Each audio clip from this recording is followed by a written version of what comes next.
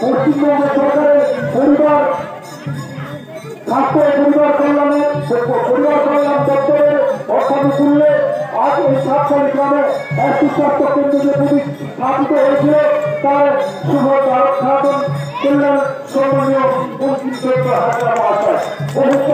আমাদের বহু আশা আছে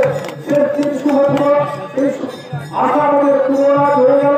আমরা সাতখালী গ্রামের বিভাগের পক্ষ থেকে মন্ত্রী মহোদয়ের কাছে আবেদন নিয়েছি এই স্বাস্থ্য কেন্দ্রে একজন জেনারেল ফিজিশিয়ান এবং প্রতিনিয়ত ব্যবস্থা পরিষেবা দিয়ে থাকেন। এই আহ্বান আমার নিশ্চয়ই এই ব্যবস্থাকে হাত করবে।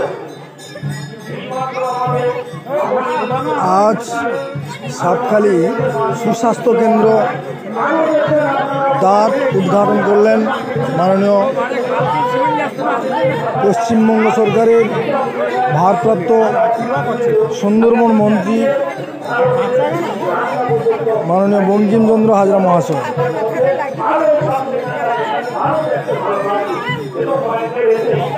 ওই সঙ্গে উদ্বোধন করছেন একটি